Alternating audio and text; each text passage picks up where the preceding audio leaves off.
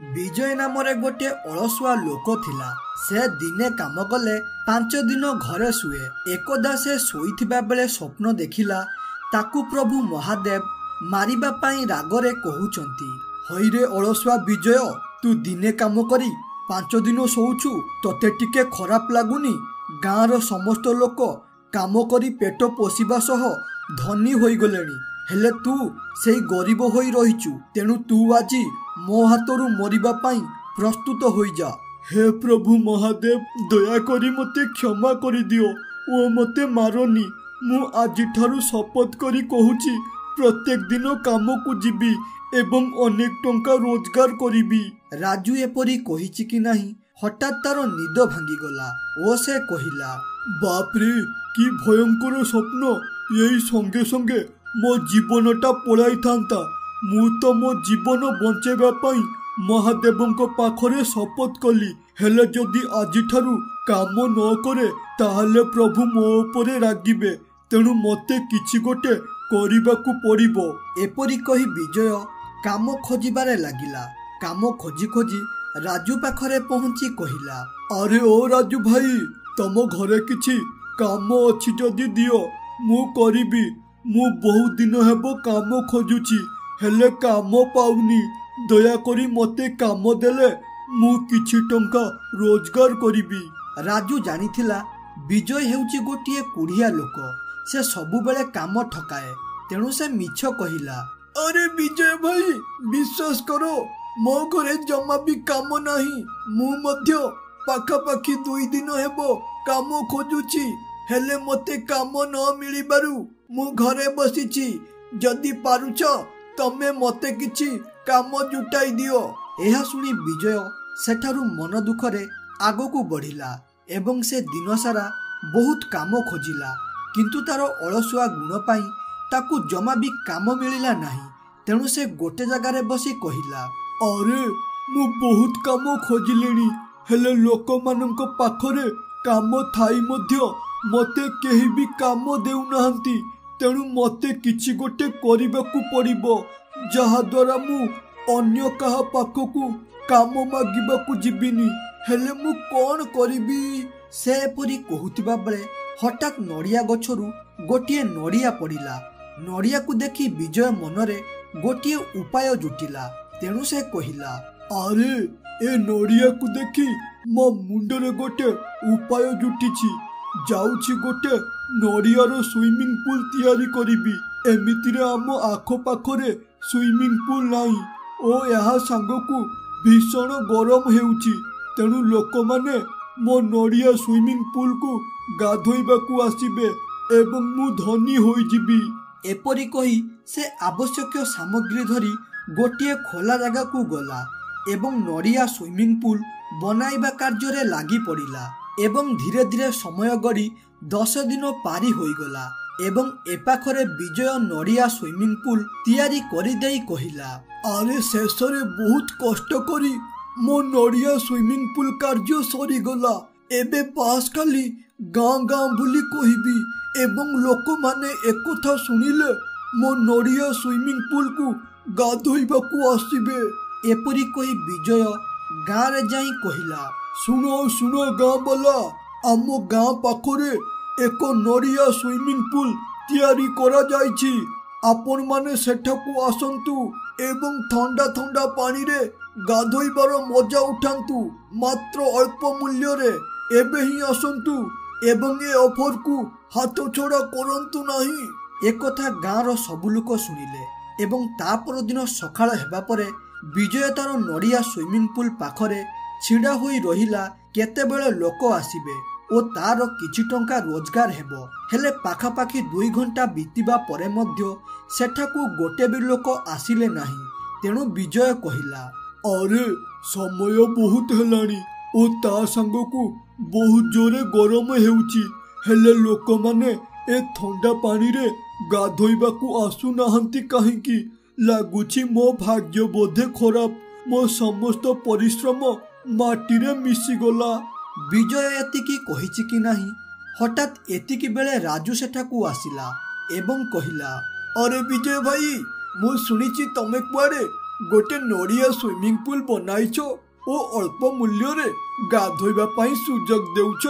मु टिके से स्विमिंग पूल रे गाधोइबा को चाहूची। अरे कहीं कि नुह एहा तो तम मानक पई बना जाइछि। विजय एतिकी कहिबा परे राजू जाई नड़िया स्विमिंग पूल रे गाधोइला ओ सेथिरे थिबा ठंडा ठंडा पानी रे ताकू बहुत आनंद लागिला एवं से किछि समय गाधोइबा परे विजय पाखकू आसी कहिला, अरे विजय भाई विश्वास करो तम नड़िया स्विमिंग पूल रे गाधोई मते बहुत मजा लागिला। तमे नुआ यहाकू बनाई थिबारु लोक माने यार सुविधा विषय रे जानि नाहंती, सेथिपाई गाधोया पाई एठाकू आसु नाहंती। तेणु मु यहा विषय रे समस्तंकु कहिबी ओ डाकिकी आनिबी। एपरी कही राजू सेठारु पळाइला एवं राति हेबा परे गोटिए डाहाणी भोकिला अवस्था रे बुलुथिला। बुलु बुलु तार नजर पड़िला बिजुर नड़िया स्विमिंग पूल उपरे। तेणु से कहिला, अरे ये तो बड़ आश्चर्य जिनिस, मु तो आगरु एपरिका जिनिस केबे भी देखि नथिले। एते बड़ नड़िया ओ ता भितरे अनेक पानी अछि। एहाकू देखि मते जहा अनुमान हेउछे एथिरे मनीष गाधौचंती। तेणु मु जाउछे या भितरे लुचिकी रहिबे एवं सकाळ हेबा परे जेतेबेले एथिरे मनीष गाधोइबे मु तांकू मारिकी खाइबे। एपरी कही डाहाणी से नड़िया स्विमिंग पूल भितरे रहिला एवं सकाळ हेबा परे विजय स्विमिंग पूल रे गाधोइबा पई अनेक लोक आसिले। एहा देखि विजय मन बहुत खुशी होई गला। बहुत लोक पानी रे गाधौथिबा बेले पानी तळुथिबा डाहाणी कहिला, अरे लागुची स्विमिंग पूल रे बहुत लोक गाधौचंती। तेणु जाउछे तांको भितर गोटे लोक को पानी भितर को टाणी आनिबे एवं मारिकी खाई जेबे। एपरी कही डाहाणी पानी ऊपर को गला एवं गोटे लोक को धरी पानी भितर को टाणी की नेई गला। एहा देखि स्विमिंग पूल रे गाधौथिबा समस्त लोक भय रे सेठारु पळाइले। एहा देखि विजय गोटे लोक को पचारिला, अरे भाई कौन हैला तमे समस्ते एपरी न गाधोई भय रे दौड़ुछ काहीकि? कौन स्विमिंग पूल रे साप पशिगला कि? अरे भाई आम ठारू पैसा नहीं आमको मारिबा पाई डाहाणी निकट को ठेली दौछ। से स्विमिंग पूल रे गोटे डाहाणी अछि ओ से एबे जनकू पानी भितर को मारिबा पाई नहीं गला। एहा सुनी विजय मने मने भाबिला, अरे लागुची केउठारू गोटे डाहाणी आसी स्विमिंग पूल रे रही जाइछि। तेणु मते यार गोटे व्यवस्था करिबाकू पड़िबो नहले लोके भय रे एठाकू आसीबे नाही। एपरी कही विजय राति हेबार अपेक्षा कला एवं राति हेबा परे गोटे तीर धरी गोटे जगार लुचिकी रहिला एवं किछि समय परे हठात डाहाणीटी से स्विमिंग पूल रु बाहरिला। एहा देखि विजय संगे संगे तीर मारिला एवं तीरटी जाई डाहाणी देहरे बाजिला और डाहाणीटी सेठारे मरीगला एवं सेबेठारु विजय तार बेपार ठीक रे करिला। सुनसान राति हठात आकाशरु गोटिए निया पेंडुला माटी रे पड़िला। ए दृश्य किछि दूर रे गोटिए मूसा देखि कहिला, अरे जंगल रे एक किपरि आलोक गला मते टिके जाई देखिबाकू पड़िबो ओ तापरे आसी महाराजंकू कहिबाकू पड़िबो। एपरी कही मूसा से निया पेंडुला पड़िथिबा जागा आड़कू गला ओ सेठारे पहुंची देखिला निया पेंडुलाटी तले पड़ी जळुथाए। एहा देखि कहिला, अरे ये निया पेंडुला जदि आउ किछि समय एइठारे जळे ताहले हम जंगल निया लागि जिवो। तेणु ए विषय रे जंगलर समस्त जीवजंतुଙ୍କୁ कहिबाकू पड़िबो। से एपरी कहुथिबा बेले हठात से निया पेंडुलारू गोटिए एक सिंगिया राक्षस बाहरी कहिला, अरे लागुचे मु एक नुआ दुनिया को पळाई आसिले ओ एठाकू आसिले कि नहीं हठात मते गोटे मूसा खाइबाकू मिलिला। मु याकू एठारे खाई मो पेट पुराइबे। एपरी कही एक सिंगिया राक्षस से मूसा को खाइला एवं सकाळ हेबा परे पारा तार स्त्री पिंकी को कहिला, अरे धन पिंकी मु एबे जंगल को काठ काटिबा पाई जाउछि। काठ काटी फेरिले आमे आजी बाजार को बुलिबा पाई जिबा एवं सेहिठारे बहुत मजा करिबा। ଏପରି କହି ପାରା ଜଙ୍ଗଲକୁ କାଠ କାଟିବାକୁ ଗଲା। ସେ ଗଲାବେଳେ ବାଟରେ ଗୋଟେ ବୁଢ଼ା କୁଆ ଧଅଁସି ମହଁସି ହୋଇ ପାରା ପାଖକୁ ଆସିଲା ଓ କହିଲା, ଆରେ ଏ ପାରା, ତୁ ଜଙ୍ଗଲ ଭିତରକୁ କାଠ କାଟିବାକୁ ଯାଆନା, କାରଣ ଜଙ୍ଗଲ ଭିତରେ ଗୋଟେ ଏକଶିଙ୍ଗିଆ ରାକ୍ଷସ ବୁଲୁଛି। ସେ ଜଙ୍ଗଲରେ ଥିବା ସମସ୍ତ ଜୀବଜନ୍ତୁଙ୍କୁ ମାରୁଛି। ଆବେ ଏ ବୁଢ଼ା କୁଆ, ତୁ ଛୋଟ ଛୁଆଙ୍କୁ ଗପ ଶୁଣାଇ ଶୁଣାଇ ପାଗଳ ହୋଇଯାଇଛୁ ନା କ'ଣ? କହିଲା କ'ଣ ନା ଏକଶିଙ୍ଗିଆ ରାକ୍ଷସ। ଏ ଗପ ଯାଇ ଅନ୍ୟ କାହା ପାଖରେ କୁହ। ଏପରି କହି ପାରା ଜଙ୍ଗଲ ଭିତରକୁ ଗଲା ଗଛ କାଟିବା ପାଇଁ। ସେ ଗଛ କାଟିବା ଜାଗାରେ ପହଞ୍ଚି ଗଛ କାଟୁଥିବା ବେଳେ ହଠାତ୍ ସେଟାକୁ ଏକଶିଙ୍ଗିଆ ରାକ୍ଷସ ଆସିଲା ଓ କହିଲା, ଆରେ ବା, ଗୋଟେ ବଢିଆ ପାରାଟେ ଏଇଠାରେ ଅଛି। ଆଜି ୟାକୁ ମାରିକି ନେବେ ଓ ରାତିରେ ଖାଇବେ। ଆରେ ଏ ରାକ୍ଷସ, ଦୟାକରି ମତେ ଛାଡ଼ିଦେ, ମୋର ଘର ସଂସାର ଅଛି। ହେ ପ୍ରଭୁ, ରକ୍ଷା କର। ମୁଁ ବୁଢ଼ାକୁଆ କଥା ନ ମାନି ବହୁତ ବଡ଼ ଭୁଲ କରିଦେଲି। ପାରା ଏତିକି କହିଛି କି ନାହିଁ, ହଠାତ୍ ଏକଶିଙ୍ଗିଆ ରାକ୍ଷସ ତାକୁ ତା ସାଥିରେ ନେଇଗଲା। ସେ ପାରାକୁ ନେଇ ଯାଉଥିବା ବେଳେ ଦେଖିଲା ଗୋଟିଏ ଗାଁରେ ଅନେକ ଜୀବଜନ୍ତୁ ଥାନ୍ତି।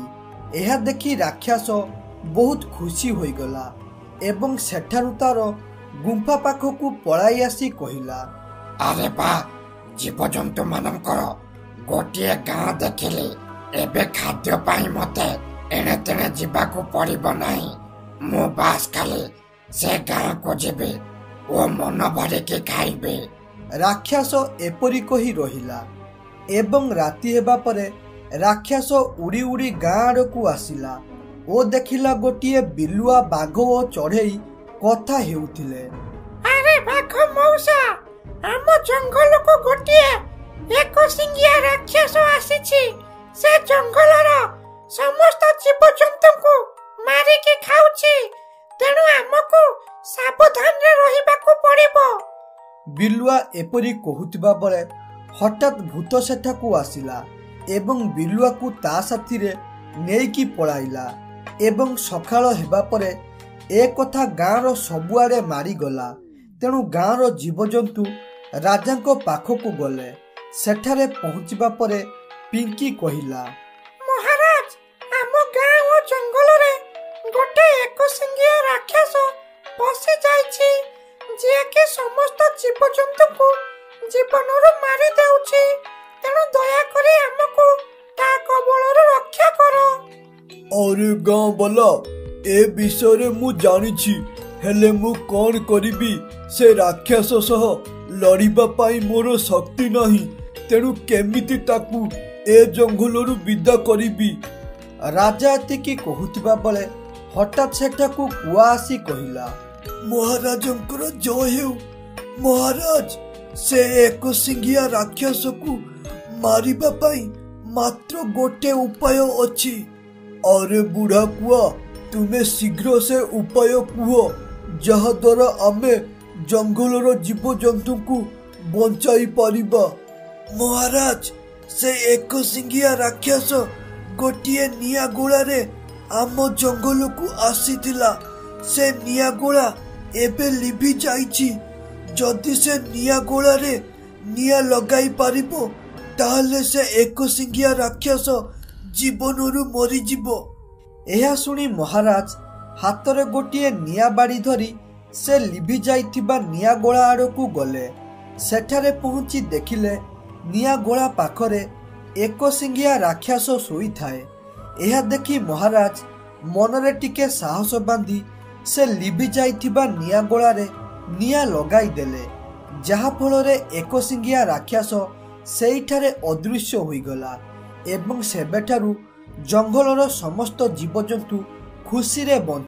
ଗୋଟେ ଜଙ୍ଗଲରେ ପାରାପୁର ନାମକ ଗୋଟିଏ ଗାଁ ଓ ଶାଗୁଣାପୁର ନାମକ ଗୋଟେ ଗାଁ ଥିଲା। ସେ ଦୁଇଟି ଗାଁରେ ପିଙ୍କି ନାମରେ ଗୋଟେ ପାରା ଓ ରାଜୁ ନାମରେ ଗୋଟେ ଶାଗୁଣା ବହୁତ ଭଲ ସାଙ୍ଗ ଥିଲେ। ପିଙ୍କି ଓ ରାଜୁ ଦୁଇ ଜଣ ସାଙ୍ଗ ହୋଇ ସ୍କୁଲ ଯାଆନ୍ତି ଏବଂ ପାଠ ପଢ଼ନ୍ତି। ପିଙ୍କି ରାଜୁର ବନ୍ଧୁତା ଦେଖି ଗୋଟେ କୁଆ ବହୁତ ଈର୍ଷା କରେ। ତେଣୁ କୁଆ କହିଲା, ଆରେ ଏ ଦୁଇ ଜଣ ଦିନକୁ ଦିନ ଅତି ଭଲ ସାଙ୍ଗ ହେବାକୁ ଲାଗିଲେଣି। କ'ଣ ଗୋଟେ କରି ଏ ଦୁଇ ଜଣଙ୍କ ମଧ୍ୟରେ ଝଗଡ଼ା ଲଗାଇବାକୁ ପଡ଼ିବ। ଏପରି କହି କୁଆ ରହିଲା ଏବଂ ଖେଳ ଛୁଟି ହେବା ପରେ ପିଙ୍କି ରାଜୁକୁ କହିଲା, ଆରେ ରାଜୁ, ମୁଁ ବହୁତ ଦିନ ହେବ ଆମ୍ବ ଖାଇନି। ତେଣୁ ଆଜି ସ୍କୁଲ ଛୁଟି ହେବା ପରେ ଆମେ ଦୁଇ ଜଣ ମିଶି ପାଖ ଜଙ୍ଗଲକୁ ଆମ୍ବ ଖାଇବାକୁ ଯିବା। ଏକଥାରେ ରାଜୁ, ହଉ ପିଙ୍କି, ଠିକ୍ ଅଛି। ସ୍କୁଲ ଛୁଟି ହେବା ପରେ ଆମେ ଦୁଇ ଜଣ ମିଶି ଆମ୍ବ ଖାଇବା ପାଇଁ ଯିବା। ଏକଥା କୁଆ ଶୁଣି କହିଲା, ହଉ ରୁହରେ, କେତେ ସାଙ୍ଗ ହେବା କଥା ଆଜି ହୋଇଯାଅ। କାଲିଠାରୁ ଆଉ ତମେ ଦୁଇ ଜଣ ଏପରି ଏକାଠି ରହିବ ନାହିଁ। ଏପରି କହି କୁଆ ରହିଲା ଏବଂ ସ୍କୁଲ ଛୁଟି ହେବା ପରେ ରାଜୁ ପିଙ୍କି ଆମ୍ବ ଖାଇବା ପାଇଁ ଗଲେ। ଏହି ମଉକାର ଫାଇଦା ଉଠାଇ କୁଆ ଶୁଆ ପାଖକୁ ଯାଇ କହିଲା, ଆଲୋ ଶୁଆ, ତୁ ମୋ ସାଥିରେ ଯାଇ ପିଙ୍କି ମାଙ୍କୁ କହିବୁ କି ପିଙ୍କି ରାଜୁ ଦୁହେଁ ଦୁହିଁକୁ ଭଲ ପାଉଛନ୍ତି।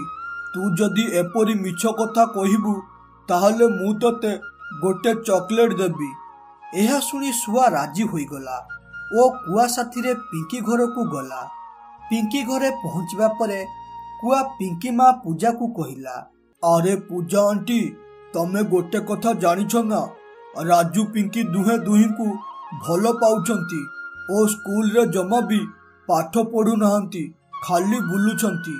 ଏକଥାରେ ପୂଜା, ଆରେ ବାବା କୁଆ, ମତେ କାହିଁ ଲାଗୁନି ଏକଥା ସତ ବୋଲି।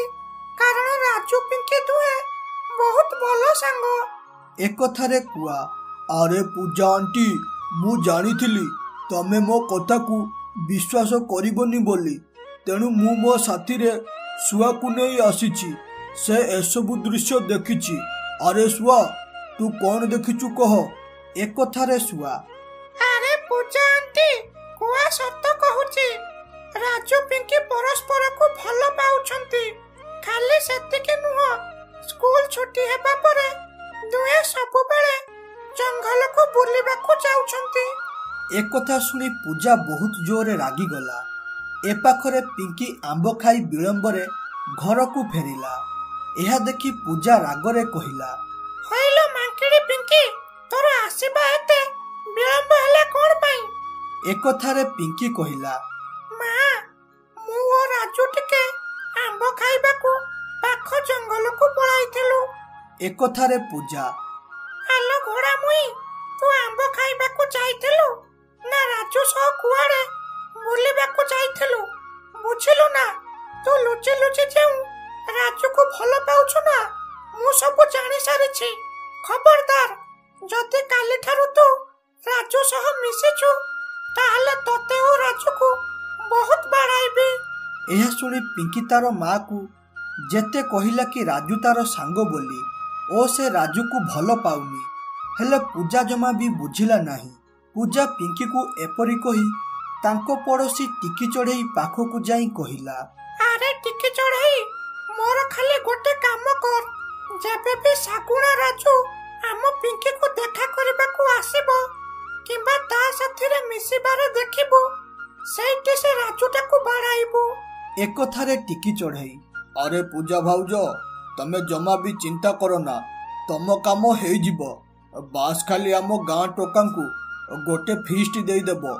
ଏକଥାରେ ପୂଜା ରାଜି ହୋଇଗଲା ଏବଂ ତା ପରଦିନ ଶାଗୁଣା ଆସି ପିଙ୍କି ଘରେ ଦୁଆରେ କହିଲା, ଏ ପିଙ୍କି, କୁଆଡେ ଗଲୁ?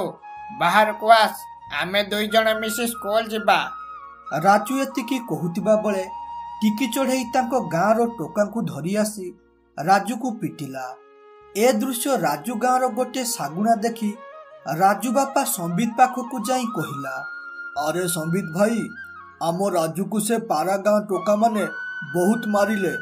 ସେ ଏପରି କହୁଥିବା ବେଳେ ରାଜୁ ଆସି ପହଞ୍ଚିଗଲା ଓ କହିଲା, ଆରେ ବାପା, ମୁଁ ପାରାପୁର ଗାଁ ଲୋକଙ୍କର କିଛି ବି କରିନି, ହେଲେ ସେମାନେ ମତେ ବିନା ଦୋଷରେ ମାରି ମୋ ମୁଣ୍ଡ ଫଟାଇ ଦେଲେ। ଏକଥାରେ ରାଜୁ ବାପା ରାଗି ଯାଇ କହିଲା, ଆରେ ସେ ପାରାପୁର ଗାଁ ଲୋକଙ୍କର ଏତେ ସାହସ, ସେ ମୋ ପୁଅକୁ ମାରିଲେ। ତାହେଲେ ଆଜିଠାରୁ ଆମ ଗାଁ ବାଟେ ଦେଇ ଯିଏ ବି ପାରାପୁର ଗାଁ ଲୋକ ଯିବ ତା ଉପରେ ମାଡ଼ ବସିବ। ରାଜୁ ବାପା ଏକଥା ଗାଁର ସମସ୍ତଙ୍କୁ କହିଲା ଏବଂ ତା ପରଦିନ ସକାଳେ ଟିକି ଚଢ଼େଇ ଶାଗୁଣାପୁର ବାଟ ଦେଇ ଯାଉଥିଲା।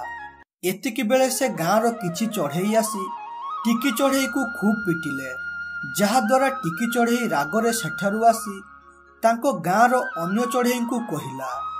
ଏପରି ଝଗଡ଼ା ଲାଗିବା ଦ୍ୱାରା ପାରାପୁର ଗାଁ ଚଢ଼େଇ ଶାଗୁଣାପୁରକୁ ଗଲେ ନାହିଁ କିମ୍ବା ଶାଗୁଣାପୁର ଗାଁ ଚଢ଼େଇ ପାରାପୁରକୁ ଗଲେ ନାହିଁ।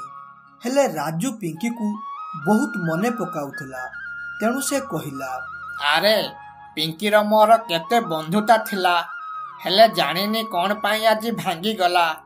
ବହୁତ ଦିନ ହେବ ମୁଁ ପିଙ୍କିକୁ ଦେଖା କରିନି କିମ୍ବା କଥା ହୋଇନି, ଯାହାଦ୍ୱାରା ମୋତେ ଜମା ବି ଭଲ ଲାଗୁନି। ତେଣୁ ପାଖ ଜଙ୍ଗଲରୁ ଯାଇ ଟିକେ ବୁଲି ଆସେ। ସେ ଏପରି କହି ପିଙ୍କି ସହ ଶେଷ ଥର ପାଇଁ ଦେଖା କରିଥିବା ଆମ୍ବ ବଗିଚାକୁ ଗଲା। ସେଠାରେ ପହଞ୍ଚି ଦେଖିଲା କୁଆ ଶୁଆକୁ କହୁଥାଏ, ଆରେ ଶୁଆ, କେତେ ମଜା ଲାଗୁଛି ଏବେ ଦୁଇ ଗାଁର ଝଗଡ଼ା ଦେଖିବାକୁ। ଆମେ ମିଛ କଥା କହିଲେ କି ପିଙ୍କି ରାଜୁ ଦୁହେଁ ଦୁହିଁକୁ ଭଲ ପାଉଛନ୍ତି, ହେଲେ ପିଙ୍କି ମା ପୂଜା ଏତେ ମୂର୍ଖ ଯେ ଆମ କଥାକୁ ବିଶ୍ୱାସ କରିନେଲା, ଯାହା ଫଳରେ ଆଜି ଦୁଇ ଗାଁ ଭିତରେ ଝଗଡ଼ା। ଏହା ଶୁଣି ସଙ୍ଗେ ସଙ୍ଗେ ରାଜୁ ସେ ଜାଗାରେ ପହଞ୍ଚିଲା। ରାଜୁକୁ ଦେଖି କୁଆ ଡରରେ ପଳାଇଲା, ହେଲେ ଶୁଆ ଯାଇପାରିଲା ନାହିଁ। ଏହା ଦେଖି ରାଜୁ, ଏ ଶୁଆ, ଯାହା ବି କିଛି ଘଟିଛି ସବୁ କଥା ଯାଇ ଏବେ ପୂଜାର ମାଙ୍କୁ କହିବୁ, ନହେଲେ ମନେ ରଖ ଆମ ଗାଁ ଚଢ଼େଇଙ୍କୁ ଲଗାଇ ତୋ ଜୀବନ ନେଇଯିବି। ଶୁଆ ଏହା ଶୁଣି ଡରିଗଲା ଓ ରାଜୁ ସାଥିରେ ପିଙ୍କି ମା ପାଖକୁ ଗଲା। ସେଠାରେ ପହଞ୍ଚି ଯାହା ବି କିଛି ହୋଇଥିଲା ସବୁ କହିଲା।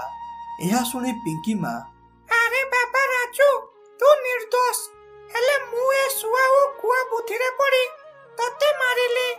ଦୟାକରି ମୋତେ କ୍ଷମା କରିଦେ। ଏହାପରେ ରାଜୁ ଯାଇ ତା ବାପାଙ୍କ ପାଖରେ ସବୁ କଥା କହିଲା। ଏହା ଶୁଣି ତା ବାପାଙ୍କ ରାଗ ଶାନ୍ତ ହେଲା ଓ ଦୁଇ ଗାଁର ଚଢ଼େଇ ମିଶି କୁଆକୁ ନିଆଁ ଲଗାଇ ମାରିଦେଲେ ଏବଂ ପୂର୍ବଥର ପରି ଦୁଇ ଗାଁ ଖୁସିରେ ରହିଲେ।